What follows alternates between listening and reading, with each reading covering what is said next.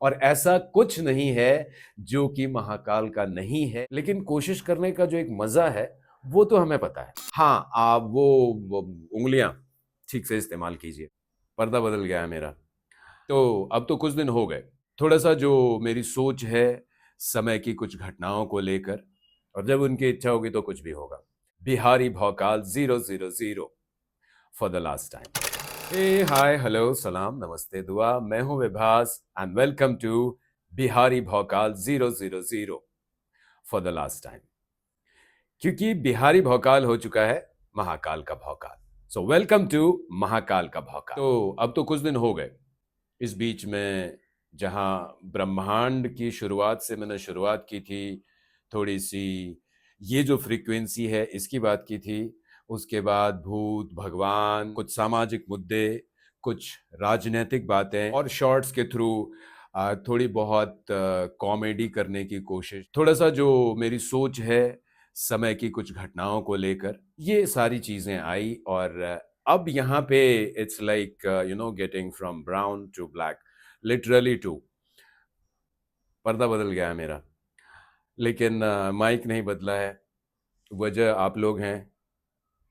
नहीं, मतलब ये भी नहीं कह सकते आप लोग हैं, पर बदला नहीं है। मैं चाहता हूँ कि थोड़ा सा पावरफुल माइक हो, थोड़ा सा कैमरा वैमरा हो, लेकिन बात वही है जिसकी मैं चर्चा करने वाला हूँ। महाकाल की जब तक इच्छा नहीं होगी कुछ नहीं होगा, और जब उनकी इच्छा होगी तो कुछ भी होगा।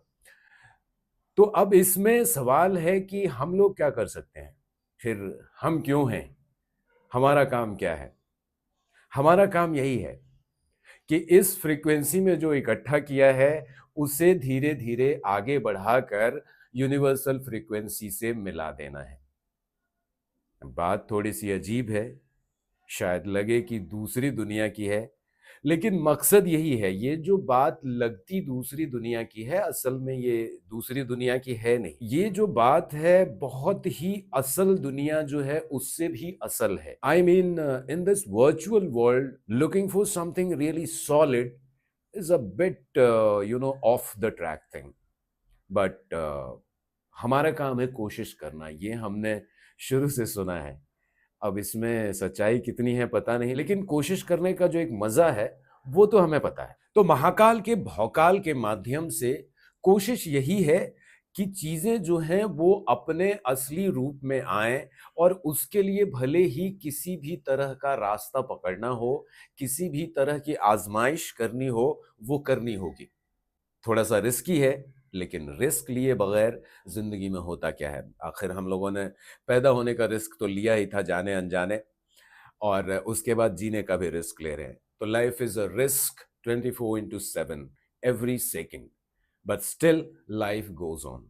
चीजें बदलती हैं, चीजें बनती हैं, चीजें बिगड़ती हैं, पर जिंदगी चलते रहती है। तो ये जो चलती हुई जिंदगी है, इसके कुछ पलों को समझकर, पकड़कर उसके मजे लिए जाएं, यही मकसद है महाकाल का, और महाकाल के भौकाल का भी।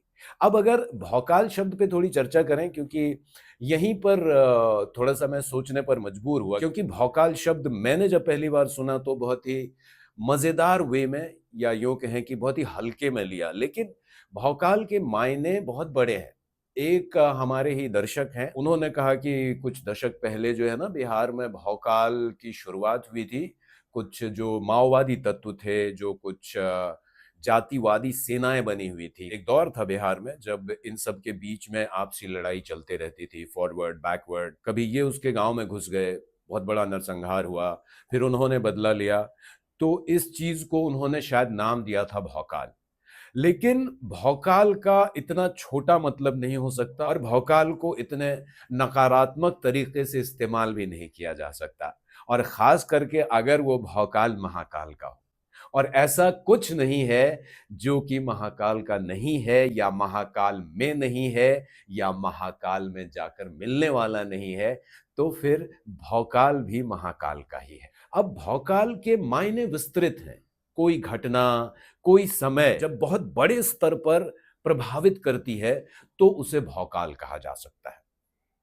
हो सकता है कि ऐसा कोई व्यक्ति भी हो जो अपने समय के किसी खास हिस्से को बहुत बड़े तरीके से प्रभावित करता है, तो हम कह सकते हैं कि इसका भौकाल है। पर इसी शब्द को थोड़े से हल्के अर्थों में भी इस्तेमाल किया जा सकता है, क्योंकि जिंदगी में अगर हंसी मजाक ना हो तो जिंदगी का कोई मतलब नहीं होता है। इसीलिए तो सिकंदर जैसे महान विजेता का भी थोड़ा बहुत मजाक तो हम उड़ा ही लेते हैं। और सिकंदर तो छोड़िए, कृष्ण जैसे व्यक्तित्व जिन्हें जीते जी भगवान का दर्जा दिया गया, जिन्हें लोग भगवान मानते थे, समझते थे, अवतार कहा गया, कभी कभार हम उनके भी मजे ले लेते हैं। तो ये हमारा गुण है, और ये भी कहीं ना कहीं महाकाल का स्वभाव है कि विशाल से विशाल बात हो, कितनी भी गंभीर घटना हो, ब्रह्मांड का नाश ही क्यों ना हो जाए, भौकाल अपने पथ से, अपने रास्ते से विचलित नहीं होते, वो चलते रहते हैं। जिस तरफ जाना है उस तरफ चलते ही जाना है। तो हमारी भी कोशिश यही है कि महाकाल के भौकाल के थ्रू जो बातें हैं, जो सामाजिक मुद्दे हैं या आर्थिक मुद्दे हैं, राजनीतिक मुद्दे हैं, लेकिन इन सब की चर्चा तो की जाए। मुद्दा कोई भी है, बात कोई भी है, उस पे बात तो की जाए। लेकिन इसका बड़ा मकसद ये है, या यूं कहें कि इसका आखिरी मकसद ये है कि हमारी जो इंडिविजुअलिटी है, अभी जो थोड़ी देर पहले मैंने एक शब्द इस्तेमाल किया कि इस फ्रीक्वेंसी, तो ये मैंने अपने एक वीडियो में बताया है कि we all are different frequencies, but we have come from the universal frequency and we are going to get into the universal frequency.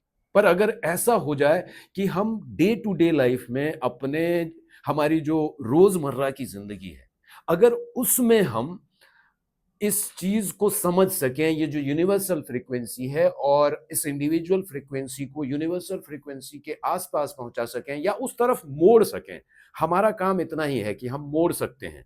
ये इतनी शक्ति हमारे अंदर दी गई है, बस हमने मोड़ दिया तो हम पहुंच जाएंगे। ये बिल्कुल वैसा ही है कि बैलगाड़ी चलती थी एक जमाने में हमारी दुनिया में या हमारे समय में।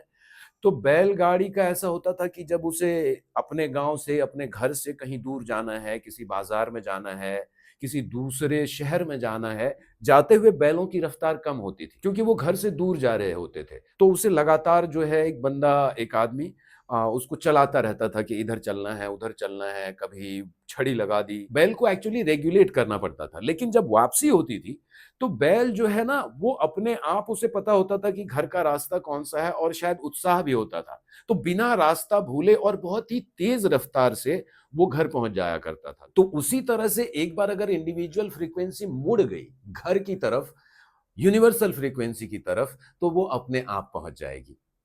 तो ये चर्चा मैं अपने अगले भी वीडियो में जारी रखूंगा। अगर आपको ये वाली अच्छी लगे तो वो भी देखिएगा, क्योंकि उसमें कुछ विस्तृत बातें मैं करूंगा महाकाल से संबंधित। जैसा कि मैंने कहा कि महाकाल और कुछ नहीं, बस समय के पिताजी हैं, या पिताजी कहना भी गलत होगा, क्योंकि समय के पार ना पिताजी होते हैं ना माताजी होते हैं, ना जेंडर की कोई बात ही नहीं है। और मैंने ये भी कहा था कि अगर हम फेमिनाइन पॉइंट ऑफ व्यू से देखें तो समय की माता काली है। तो काली और महाकाल एक ही हैं, अलग अलग नहीं है। आदमी की समझ कहीं ना कहीं जेंडर में अटकी हुई रहती है, वो जेंडर में उलझा हुआ है, बस इसलिए कि वो समय में जी रहा है। पर महाकाल या काली समय के माता पिता हैं, या कह लें कि एक ही हैं। जो भी, जैसे भी आपको समझ में आए, बेसिकली समय के पार जाके कुछ बचता नहीं है, जो बचता है वो है महाकाल या काली, या दोनों साथ में, या दोनों अलग में। ये हम अपनी सुविधा के हिसाब से डिसाइड कर सकते हैं। तो अगर आपको रुचि है जानने में खुद को, ब्रह्मांड को, और दुनिया के बहुत सारे मुद्दों को, मतलब माया को भी, माया की भी मैंने चर्चा की है, तो अगर आप मेरे पिछले वीडियोस में थोड़ा सा जाएंगे तो आपको पता चल जाएगा। मैं चाहता हूं कि वीडियो थोड़ा सा छोटा रहे, इसीलिए इसी कड़ी को मैं अपने अगले वीडियो में लाऊंगा। तब तक आप लोग अपना ख्याल रखिए और लौट के आइए। हाँ, आप वो उंगलियां ठीक से इस्तेमाल कीजिए। Thank you.